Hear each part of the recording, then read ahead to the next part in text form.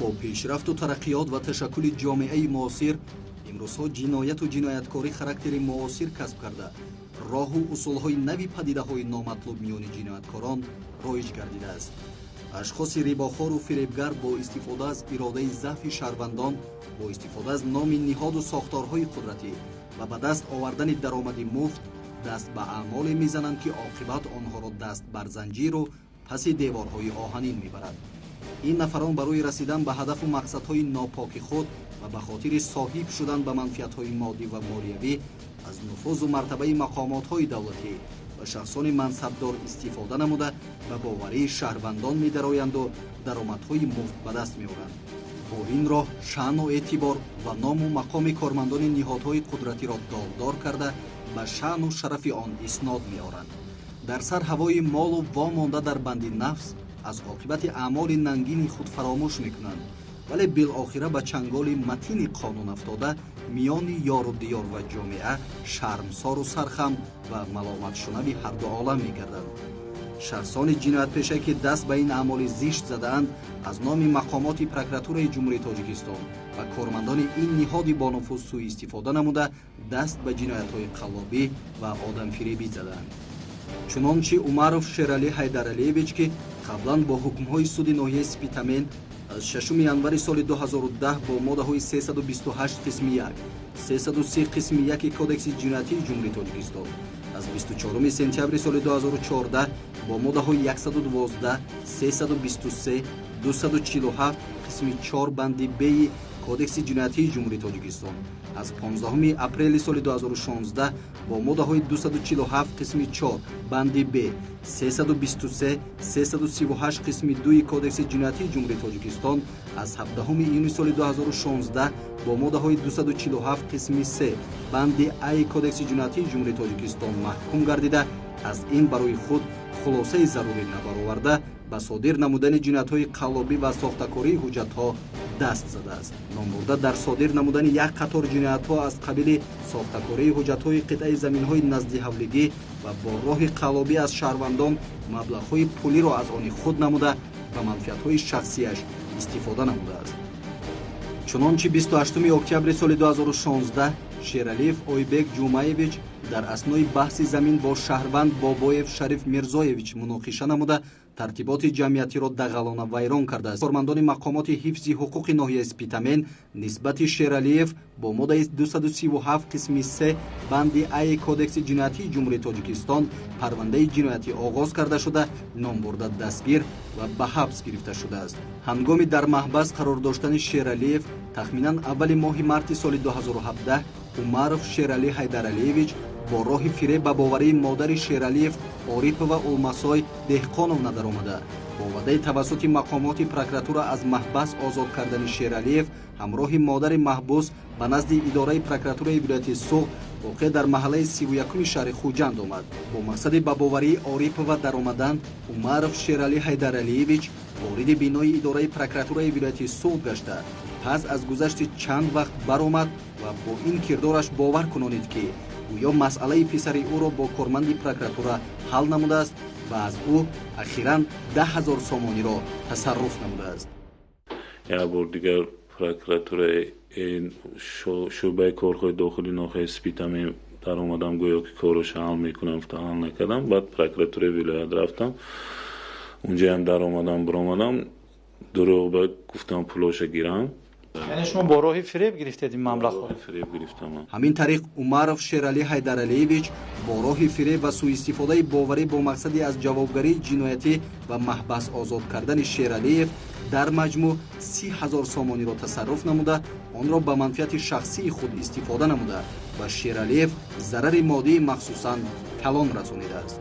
марказ ноҳия омадагӣ будам, во хӯрдам Умаров Шерали хити ва дар муаммои ман пурсида гуфтанд ки ака чӣ проблема дорӣ, як муаммо дорӣ? гуфт ман хеле ҷиноят оғоз карда шуд дар прокуратура дар милисахона дар ноҳия шинос дорам. гуфт ака коротон ҳамаша ҳал карда медиҳам. гуфт аз гуфте вай бовар карда. ман гуфтам ҳал карда те куҷон?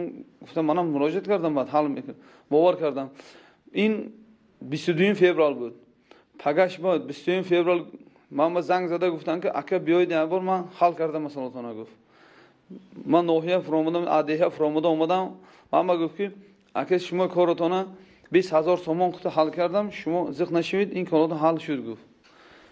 ман ба маблағ 20,000 сомона пурсид. ман ахеши табором аз шиносон 20,000 сомон ҷамъ карда оварда дасташ ба 20 феврал супоридам.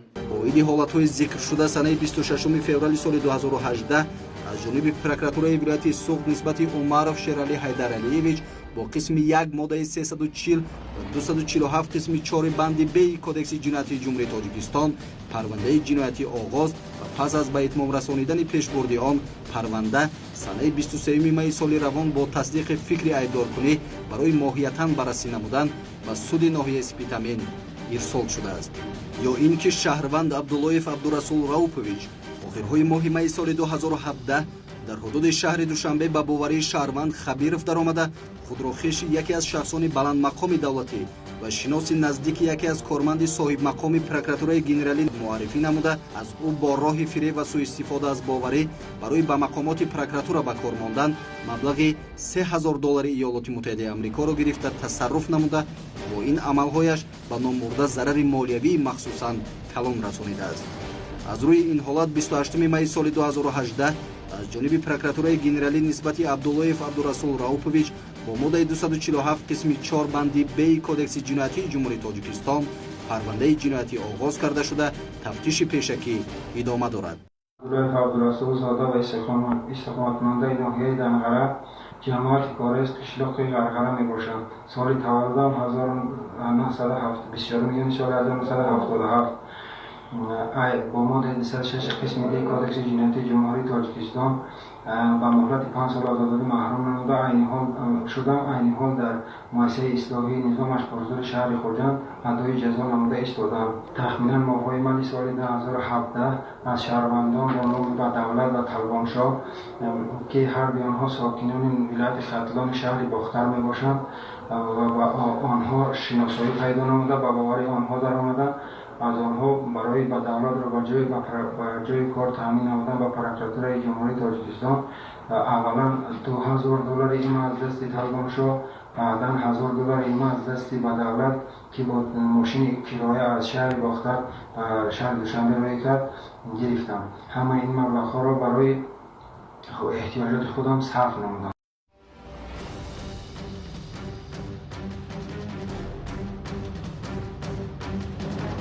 ба ин монанд Абдураззоқов Хуршед Абдуманнонович санаи таваллудаш 14 июни соли 1975 маълумоташ олӣ, собиқ адвокати коллегияи адвокатҳои мустақили шаҳри Душанбе, сокини шаҳри Ҳисор, кӯчаи Ғафуров, бинои 9, ҳуҷраи 14, қаблан 26 июли соли 2016 бо ҳукми суди ноҳияи Исмоили Сомонии шаҳри Душанбе дар содир намудани ҷиноят бо моддаи 247 қисми 4 банди б кодекси ҷиноятии ҷумҳурии Тоҷикистон гунаҳкор дониста шуда бо ҳукми суд нисбаташ ҷазо таъин гардидааст.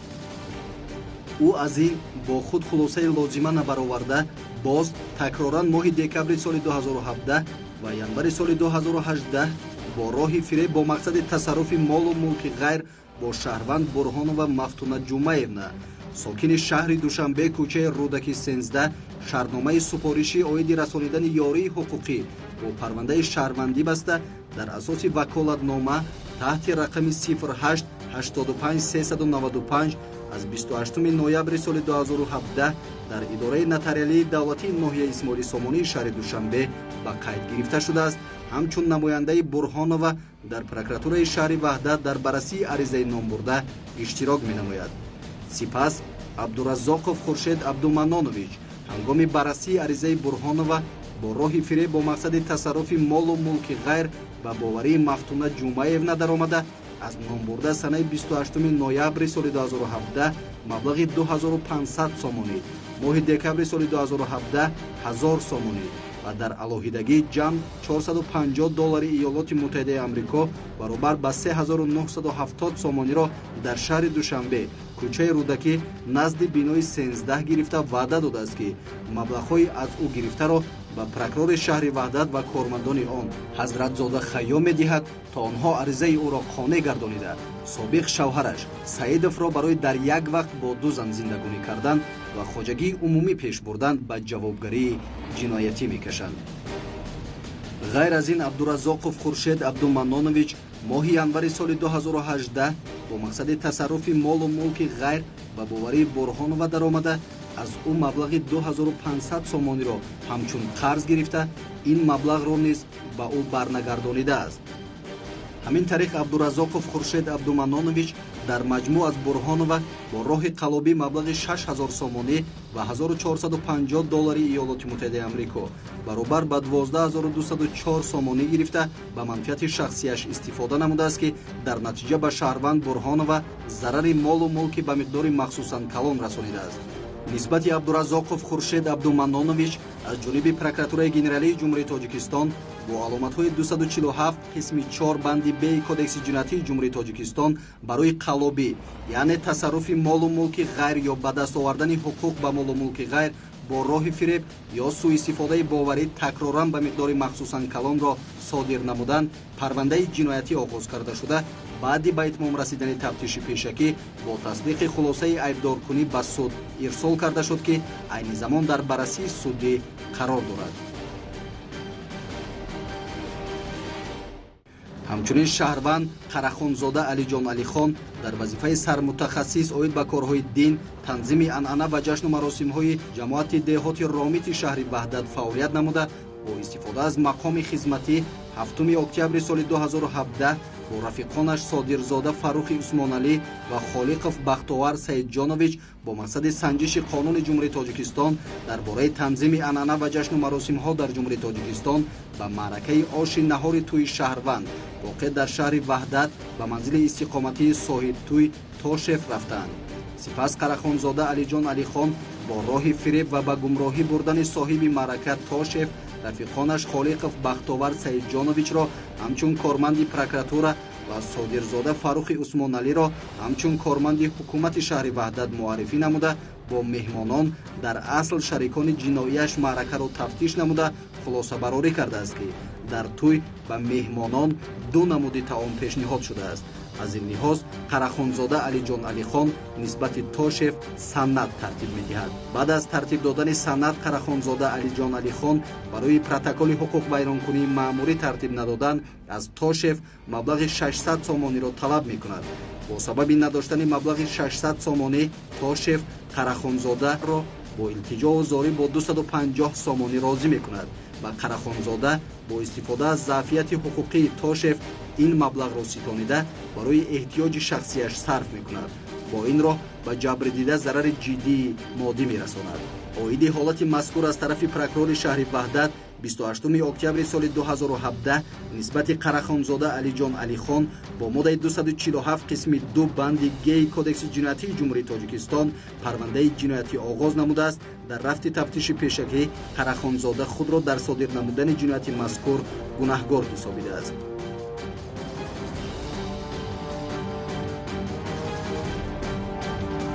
ба ин монанд Урозов Муроҷон Ҷумаевич санаи таваллудаш 9 июли соли 1993, зода ва сокини ноҳияи Ҷалолиддини Балхӣ, ҷамоати деҳоти Навобод, деҳаи Навобод, қаблан бо ҳукмҳои суд бо моддаҳои 244 қисми 2 Б В 247 қисми 2 банди В Кодекси ҷиноятии Ҷумҳурии Тоҷикистон маҳкум шуда, аз ин ба худ хулосаи даркорӣ набароварда бо роҳи фиреб ба боварии шаҳрванд Ҳакимов Ҳасан Қурғанович даромада маблағи ӯро ба миқдори калон тасарруф намудааст.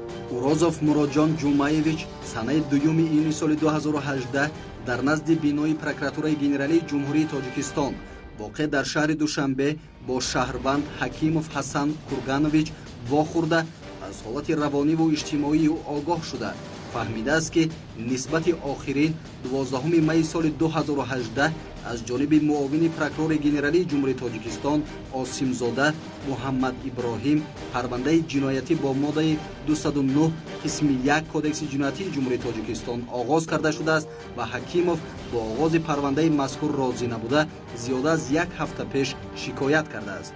Урозов Муроҷон бо роҳи фиреб ба боварии шаҳрванд Ҳакимов даромада охиринро бовар кунонидааст ки ба воситаи муовини прокурори генералии ҷумҳурии тоҷикистон осимзода парвандаи ҷиноятии нисбати ӯ оғоз шударо ки дар пешбурди муфаттиши прокуратураи вилоятии хатлон қувватов мебошад қатъ мекунад.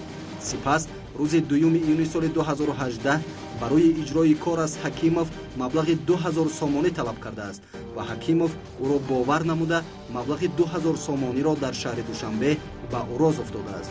ӯ ин маблағро гирифта аз они худ карда ба манфиати шахсияш сарф кардааст. боз ӯ такроран кирдори ҷинояткоронаи худро давом дода 6 июни соли 2018 ҳакимовро ба шаҳри душанбе даъват карда барои қатъ кардани парвандаи ҷиноятӣ нисбати охирон маблағи 4000 сомонӣ талаб намуда, инчунин барои ба муфаттиши прокуратураи вилояти хатлон қувватов маблағи 1000 сомонӣ додан талаб намудааст. ҳакимов ӯро бовар намуда маблағи 4000 сомонӣ ва баъдан маблағи 1000 сомониро ба ӯ додааст ки ӯ маблағҳои мазкурро аз худ намуда ба манфиати шахсияш сарф кардааст. ба ғайр аз ин урозов рӯзи 10 июни соли 2018 бо ҳакимов дар терминали мусофиркашонии шаҳри бохтар вохӯрда гуфтааст ки аз ҳудуди ҷумҳурии тоҷикистон ба самти федератсияи россия гурехта равад, чунки кораш ҳал нашуда истодааст ва гӯё нисбати ҳакимов аз ҷониби прокуратура кофтуков эълон кардаанд. ҳангоми ӯро дастгир кардан ба ҳабс мегиранд. ҳакимов ин таклифи ӯро рад кардааст. пас аз ин ӯ ҳакимовро ба нуқтаи фурӯши сӯзишвории баҳор ойл ки дар наздикии терминали зикршуда ҷойгир аст даъват карда гуфтааст ки ба шаҳри душанбе барои ҳал кардани корҳои вай рафта истодааст. бинобар ин аз ҳисоби ҳакимов 10 литр бензин ба маблағи 73 сомонӣ харидорӣ карда ба автомашинаи шахсияш мерезад ва ба самти шаҳри душанбе рафтааст. инчунин 13 июни соли 2018 аз ҳакимов маблағи 800 сомонӣ гирифтааст. дар натиҷаи кирдори ҷинояткоронаи худ бо роҳи фиреб ва сӯистифодаи боварӣ ӯ аз ҳакимов ғайриқонунӣ маблағи 6873 сомонӣ гирифта ба охирон зарари калони моддӣ расонидааст. нисбати урозов муродҷон ҷумаевич 13 июни соли 2018 бо моддаи 247 қисми 3 банди А кодекси ҷиноятии ҷумҳурии тоҷикистон аз ҷониби прокурори вилояти хатлон парвандаи ҷиноятӣ оғоз карда шуда тафтишоти пешакии он айни замон идома дорад. аз кулли шаҳрвандони ҷумҳурии тоҷикистон эҳтиромона хоҳиш менамоем ки шуъури ҳуқуқии худро боло баранд ва тӯҳмаи муфти чунин ашхоси фиребгару муфтхӯр нагарданд. зеро таҷриба нишон додааст ки маҳз дар сурати паст будани заъфияти ҳуқуқӣ шаҳрвандон ба доми фиребу фиребгарон афтода зарари калони моддиву молиявӣ мебинанд. инчунин ба таваҷҷӯҳи кулли шаҳрвандони кишвар мерасонем ки дар сурати дучор омадан ба чунин вазъият ё ба доми қаллобону фиребгарон афтодан ба телефонҳои боварии прокуратураи генералии ҷумҳурии тоҷикистон бо рақамҳои 235 11 11 ва 235 59 45 муроҷиат намоянд.